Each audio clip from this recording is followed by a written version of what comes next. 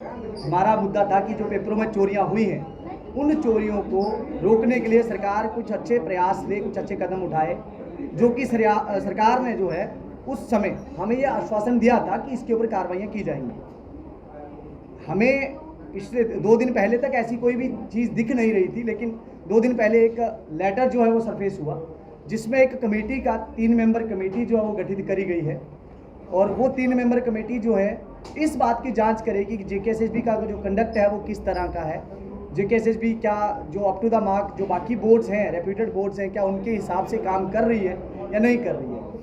तो ये जानकर हमें खुशी हुई, लेकिन उस ऑर्डर में जो डेट देखी और जो उसका टाइमिंग था कि 15 दिन के अंदर वो रिपोर्ट देनी थी, सरकार जो जीएडी की तरफ से कहा गया था 15 दिन, वो तो लेटर जब सामने आया है वो तब तक वो ख़त्म हो चुकी है उसकी मियाद।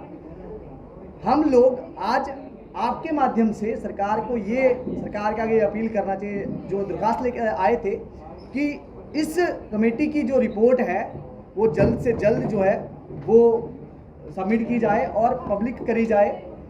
साथ ही जो हमारे पास इस कंपनी को लेके जो भी चीज़ें हैं और जेकेएसएसबी के कंडक्ट को लेके भी जो हमारे पास चीज़ें हैं, चाहे वो फाइनेंशियल इरेगुलरिटी करते हैं, चाहे वो टेंडरिंग में गड़बड़ करते हैं, चाहे वो कंपनियों को फेवरेटिज्म करते हैं, उसके भी जो हमारे पास एविडेंसेस हैं वो हम भी देंगे। इसका कारण है क्योंकि हम लोग एक समाधान चाहते हैं। समाधान किसका? कि हमारी रिक्रूटमेंट जो है वो जल्दी से और ट्रांसपेरेंट तरीके से हो। जब हमने ये आवाज उठाई थी, हमारी आवाज रिक्रूटमेंट्स के अंदर हो रही करप्शन के खिलाफ थी। हम लोग कभी भी किसी रिक्रूटमेंट के खिलाफ नहीं थे। अगर हम लोग कोर्ट में गए थे तो हम एक पर्टिकुलर कंपनी के खिलाफ गए थे, जिसके खिलाफ हमारे पास बहुत सारी ऐसी चीजें थी कि ये कंपनी अलग अलग पेपर्स में, अलग अलग स्टेट्स में गलत काम करती है, भ्रष्टाचार करती है। लेकिन हम लोगों को, हमने जो आवाज उठाई उसको सुनने के बजाय सरकार ने उल्टा पूरे जम्मू कश्मीर के युवाओं को, पूरे जम्मू कश्मीर के छात्रों को उस चीज की सजा दे दी।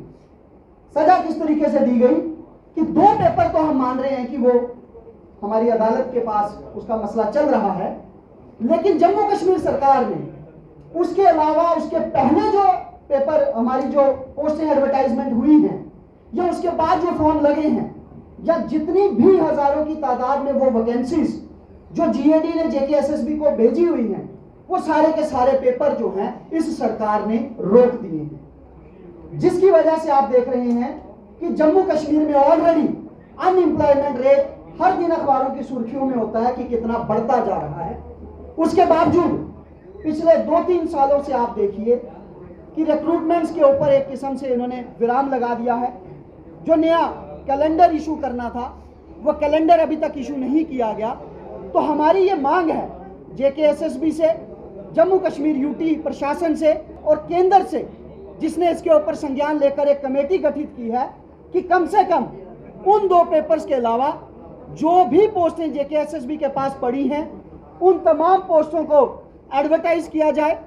जो पोस्टें इससे पहले एडवर्टाइज हुई हैं, जिसके फॉर्म्स हम लोगों ने भरे हैं, जिसका पैसा हम लोगों ने इन लोगों को दिया है एक फ्री एंड फेयर रिक्रूटमेंट कराने के लिए, कम से कम उन एग्जाम्स को लिया जाए। तो ऐसे में मेरी सरकार से मांग है कि युवाओं को प्रताड़ित करने के बजाय, उनको सजा देने के बजाय, जो लोग इसमें शामिल हैं उनके ऊपर कार्रवाइयां हो, और रिक्रूटमेंट प्रोसेस जिसको आपने इतनी दफा से रोका हुआ है, जिसकी वजह से युवा ओवर एज हो रहे हैं, हम लोग मेंटली डिप्रेशन में जा रहे हैं, हम लोगों का टाइम का लॉस हो रहा है, फाइनेंस का लॉस हो रहा है, हर तरह से हम लोगों को नुकसान हो रहा है। उसको ध्यान में रखते हुए जल्द से जल्द एग्जाम कैलेंडर इशू हो और जल्द से जल्द जितनी भी वैकेंसीज पड़ी हैं उन सबको एडवर्टाइज किया जाए। और एग्जाम हम बार बार कह रहे हैं कि एप्टेक नहीं, सरकार खुद करवाए।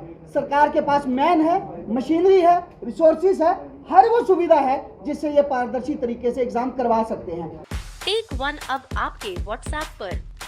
व्हाट्सएप करिए hi 9728253663 पर।